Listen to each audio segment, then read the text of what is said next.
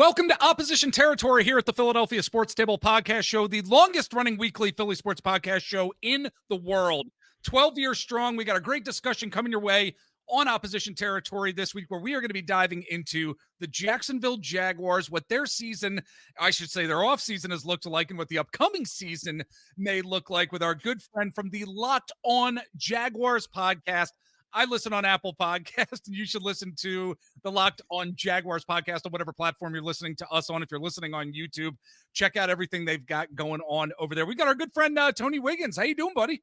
I am doing wonderful. I know the people up there doing real well because guess what? Y'all been flexing all off season, man. There you go, man. Y'all won that whole thing, baby, and y'all got Gilly around here doing the dance with that big old hat on. I'm telling you, man, y'all earned it. We absolutely did. This Eagles team, a phenomenal last season. But look, as we know, it's a clean slate for everybody. Clean slate for everybody here in 2025. And it's certainly the case for the Jacksonville Jaguars. And frankly, this is a team that I have followed ever since they came into existence in the NFL during the 1990s. It's a team that, from an AFC perspective, I always root for. But to get into the discussion here with you, Tony, I've been getting into the vision of various front offices throughout the NFL on our Opposition Territory shows as of late. So to start us off, I want to first dive into the vision of the Jaguars front office and how that vision is being perceived by the fan base. So can you talk a bit about that vision based on what you have seen, what you've been reporting on, discussing at the Locked On Jaguars podcast, and really what the fan base has seen thus far? Yeah, I'm fortunate, man. I let me tell you about me. I did old media when everybody was writing everything down before podcasts and all. So I got indoctrinated in the radio back in like the late 90s. But then I was young enough and hip enough because I was a barber also, right? That when this new thing came along, this new way of doing things, I was all for it. So I'm kind of right in the middle of the old guys and the young guys. So I get treated equally good. And that's where I want to go with this staff. This staff is a whole bunch of new guys. It's like all of the new dudes. It's like they took them. It's like all of the new dudes, all of the dudes. And I was just telling somebody this earlier who grew up scribbling on notepads, and they didn't necessarily want to be players. They want to be GMs. Right. You know what? Who we got? We got a whole bunch of them dudes over there, right? Coaches' sons and guys that just eat sling. James Gladstone walks around dribbling a football. You heard me, dribbling a football. He literally bounces a football like a basketball all day long, and everywhere he goes, you see him. So it's like the football junkies. The geeks, if we want to use that in a not so negative way, are running an NFL team. They ain't the first one. Sean McVay, don't let those muscles and that shadow on his face fool you. He's a football geek too. Don't let Kevin O'Connell and that 6'5" looking like he could be a king in Games of Thrones fool you. Kevin O'Connell's a geek too. And all the coaches that work for him are nerds too. And we got some here, and it's good because all we've had with Trent Baalke and Doug Peterson is the old way of doing things, the fire and brimstone way. And that's fine until you don't win. When you don't win, people tell you go sit down somewhere. And that's what happened to the Jaguars staff. Somebody told them to go sit down somewhere. Absolutely. Absolutely. Look, there's a new vision for this front office and where this team may be heading here in 2025. I think we're going to see a different type of team for sure this coming season. But Tony, we got to mention the quarterback position here because there's going to be a lot of pressure on Trevor Lawrence this season. He's the 5th highest paid quarterback in the NFL. And just due to his position, being at the quarterback position, he's going to need to show some real results this season. And analysts have been saying, he needs to have that breakout season. But really, at the end of the day, I've been trying to think, what does a breakout season actually look like for Trevor Lawrence here? What does that look like for you and for some of the fan base within Jaguars Nation? What does that breakout season for Trevor Lawrence look like? I'm going to tell you what it looks like for me because I try to market myself or label myself as a realist, right? First of all, he hasn't played as bad as people think. You got to look around at his teammates, man. You got to look at the situation. They fired the GM. The GM said we ain't big and physical enough. Yeah. He's the one who picked the dudes for 4 years, and they ain't big and physical. So that's like me telling you. You told me to cook you some food, and I said, "Well, it ain't done." It's because you ain't get started early enough. That's why it ain't done. So my thing is you can't come up and be honest and say, "Well, we ain't big and physical enough," and you were the dude responsible for going out and getting big and physical people. That's your fault, and that's what got him fired. The running backs got touched on rushes at the fastest rate of anybody in the NFL. They can't convert on 4th and 1. What do you mean Trevor Lawrence isn't good? This ain't college where some dude can be Steve McNair surrounded by God knows who, and you can still see how good he is. No, the NFL doesn't work like that. You can do anything in the National Football League without a proper staff around you, without the players around you, and without a philosophy where they're going to say, we're going to run the ball first. And that's what Liam Cohen has done. They're going to run the ball first. Everything is going to be about the run and then taking a picture pre-snap and getting the answer. We ain't never heard nothing like that from these old, you know what they say before? We need to line up, push people off the ball, and just let Trevor do what Trevor does. No, you don't. Yes. Belichick didn't do that with Tom Brady. He made him run the ball for 3 or 4 years before he started throwing it. What are you talking about? We just going to line up and let sunshine and all of this stuff, the Prince, the promise and all. Man, that's foolishness. You better do sound things. Football's about blocking and tackling.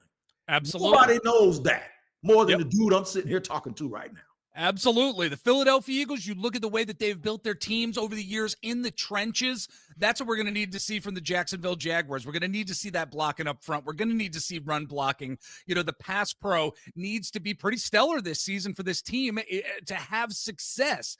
And I think that, you know, kind of dovetails into some of the talent on this team. And this next topic that I wanted to get into with you, Tony, the Travis Hunter storyline here. I mean, it's just going to be really interesting to follow as training camp is right around the corner. He's an amazing talent that's going to be going up against some other amazing talent in this league as well. So while you don't have a crystal ball, of course, you don't. How do you see his rookie season potentially playing out and the impacts that he'll likely have on the team, whether it's on offense or defense? What are your thoughts here?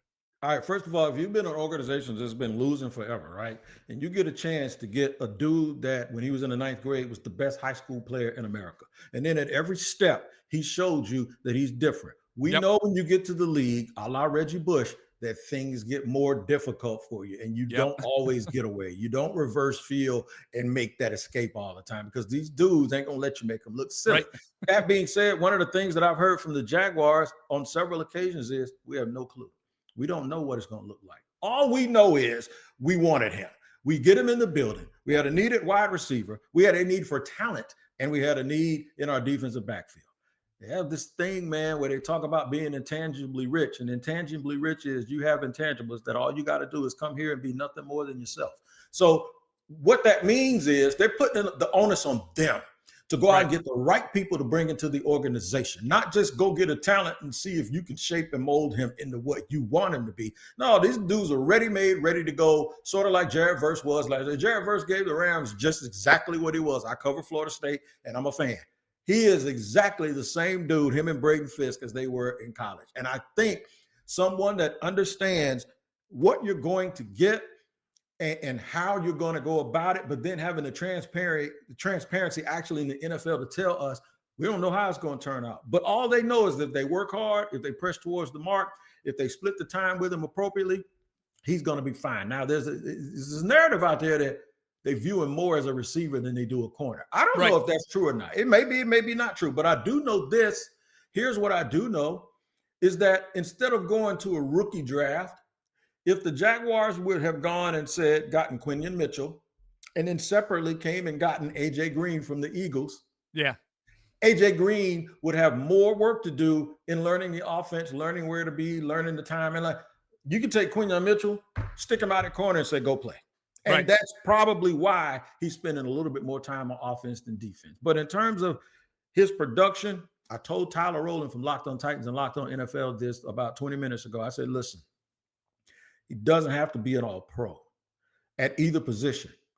But if he catches 55 balls for 780 yards and 6 touchdowns, and one of them is one where he goes up on a 50-50 ball and snatches it from somebody and toe tap, and then he gets 4 picks, one of them is a pick 6 where he weaves through the whole defense in a game, and he does it with a minute to go. And then if he turns around and gets 1 punt return where he drops and bobbles the ball, picks it up, gets hit, doesn't lose his balance, reverses field and scores a touchdown. Well, he might not have done any one thing great all year, but you add all of that stuff together and they win. Oh my God. Then it'll be Odell Beckham. It'll be the catch. Odell Beckham wasn't never as good as Tyreek Hill or any of those dudes. But you know what it was? He did spectacular things at the right time, and it made people believe that thing was way better than what it really, really was. So that's my answer. My answer is I don't know what he's going to do, but I do know this. He works as hard as anybody. He's athletic. He's fast. And we just have to see how it turns out. He's going to work at the opportunities that are given to him. That's essentially what you're saying, Tony. And I absolutely love that answer because, like I said, we don't have a crystal ball in terms of what's going to happen with any rookies that are going to be coming into this league this coming season. But the rookies are going to make those opportunities in whatever way they're going to make them. And I think it's a fantastic answer. But moving along here, wanting to talk more about the offense. And it's something that you mentioned at the top. And we're going to dive into it a little bit more here because the Jaguars offense only had 1,729 yards of rushing last season. And I'm sure the offensive coaching staff here would like that number to increase as we're looking towards this 2025 season. What are you hoping to see more of from an offensive rushing perspective this year? What are your thoughts? It starts with the line. It starts with up front, and it starts with the mentality. One of the things that Liam Cohen said the second he got here was, we need to break the huddle and they need to know we're coming. And we want to run the ball. You need to look the part that you're going to run the ball. Now, he came from Tampa. He had Tristan Wirfs. Ain't no Tristan Wirfs up in here nowhere, right? And ain't no Landon Dickersons and those two tackles y'all got up there in Philly. Right. But there's still a mentality. You have to fake it till you make it. You ain't going to go out here and find Trent Williams on a tree somewhere. That doesn't happen. Right. You can't always draft them early in the first round. But what you can do is you can not just work on your floor, but you can work on the middle. And what I mean by that is they had 10 linemen. They probably need to get rid of 6 of them. So they went out in free agency and got 4 people that's played snaps for teams that have won a lot. One of them is Fred Johnson. So they say, we're going to inject that right smack into the middle of our team. And whichever way that thing goes, up or down, we're going to either push people out this way or push people out that way. But we're going to have able bodies, and we're going to change coaches. They got Sean Starrett, who was the assistant line coach in Minnesota, and they've done a really, really good job. The mentality is just totally different.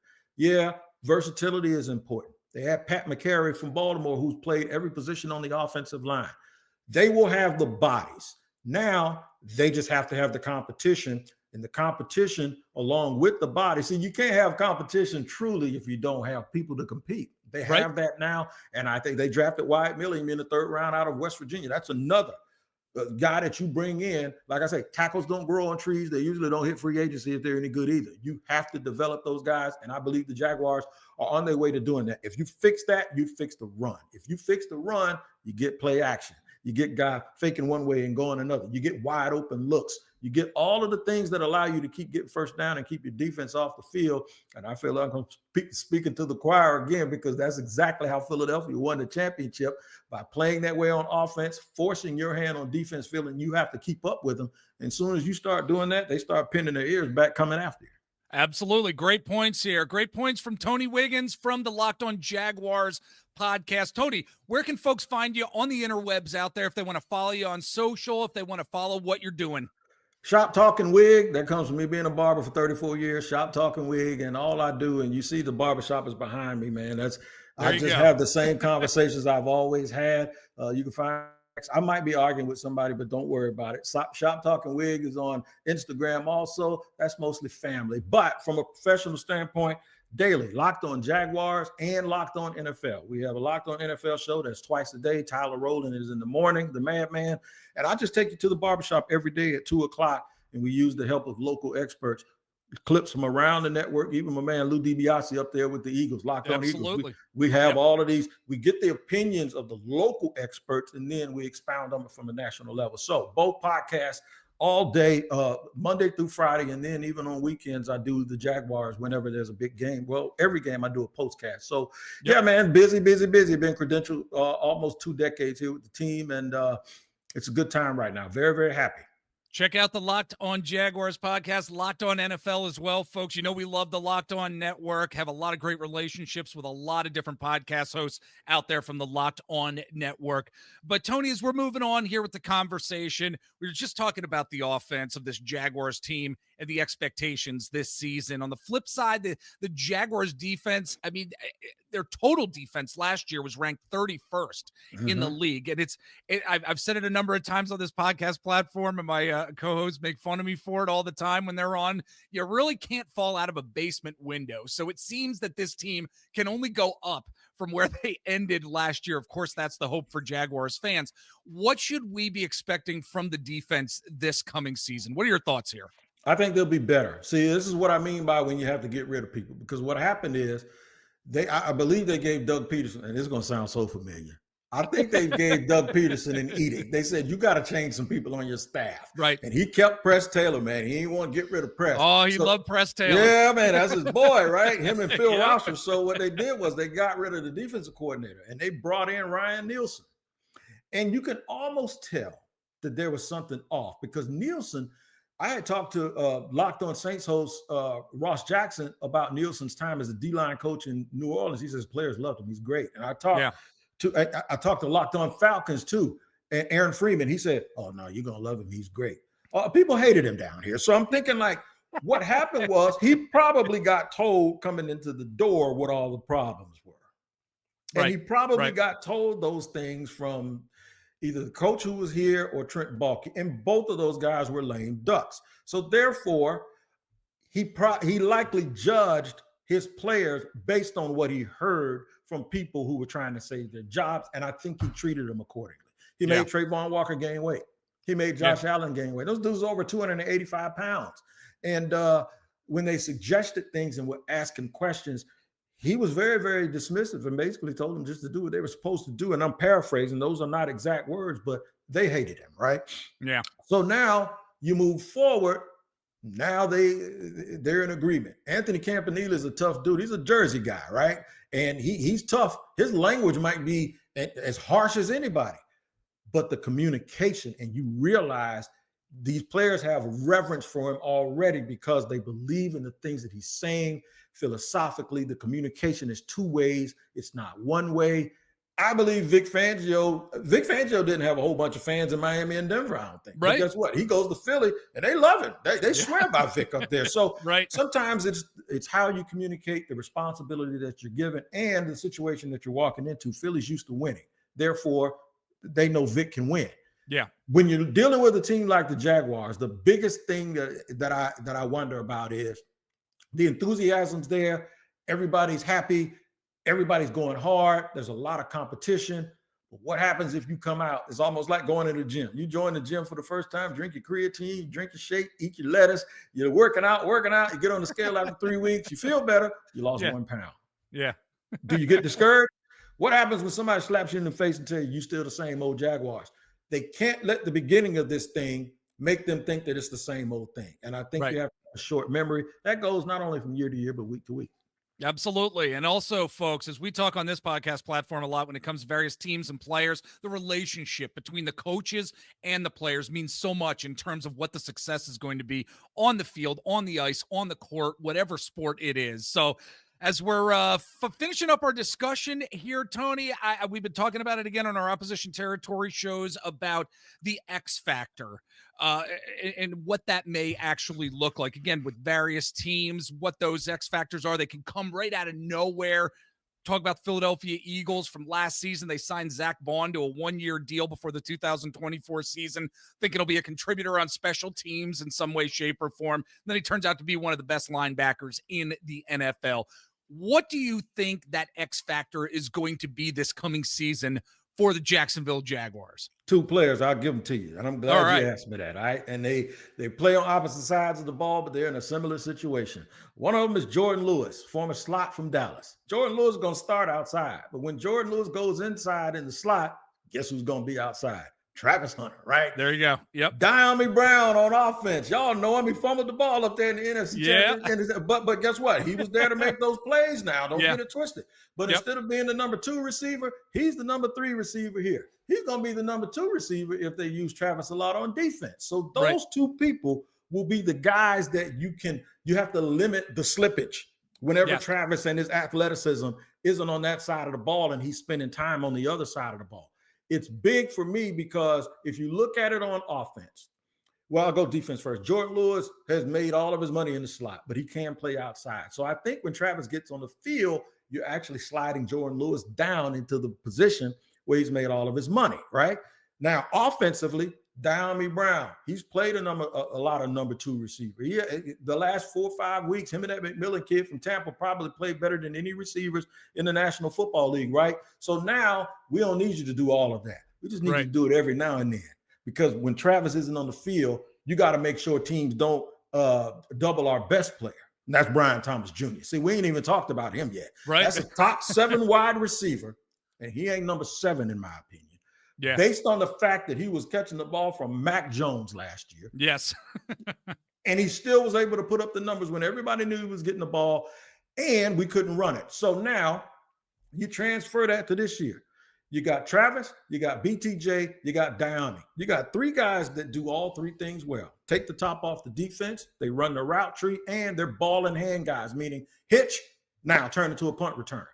I think the Jaguars overall, the hidden thing is those 2 players I mentioned able to keep Travis fresh.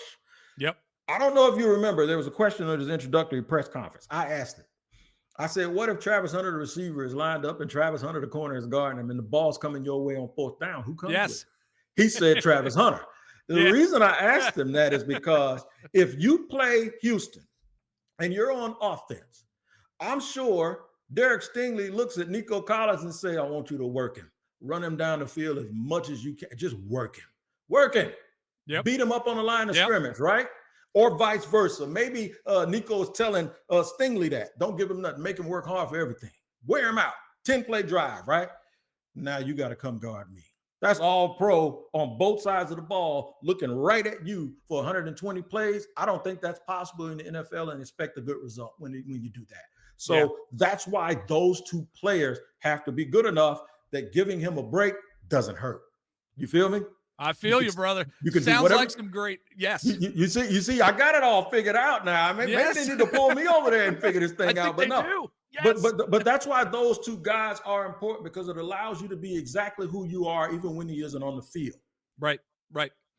Fantastic discussion, folks. This Jaguar season is going to be fascinating, in my opinion, to watch. Again, a team that I have rooted for many years in the AFC. It's going to be really fun to watch Trevor Lawrence, Travis Hunter, the talent that we've been talking about. I can't wait to see what happens with this team. Again, folks, Tony Wiggins. Hey, Jeff. Oh, Jeff, yeah, you got more, buddy. I got just one little request. Oh, yeah. I'm hungry. I don't want no cheesesteak. I can get one of them. I learned how to make one of them. Could you go down Can you go down to Red Market and go in the back and get some of them Amish chicken wings they got and send them through me through this? I had them before, man. I'm telling you something. I look back there. I thought my grandma was back there cooking that stuff, man. These people cooking these chicken wings like crazy over there at Red Market, man. I gotta get back up there, dog. So good, man. So good. I love it. Tony Wiggins, the Locked on Jaguars podcast. Follow him on the interwebs out there. Search him out online. Great content all the time. Tony, buddy, it was great talking to you, my man. Come back, brother. Join us. I'd love to talk to you at some other point down the road, my friend. I may be coming up there.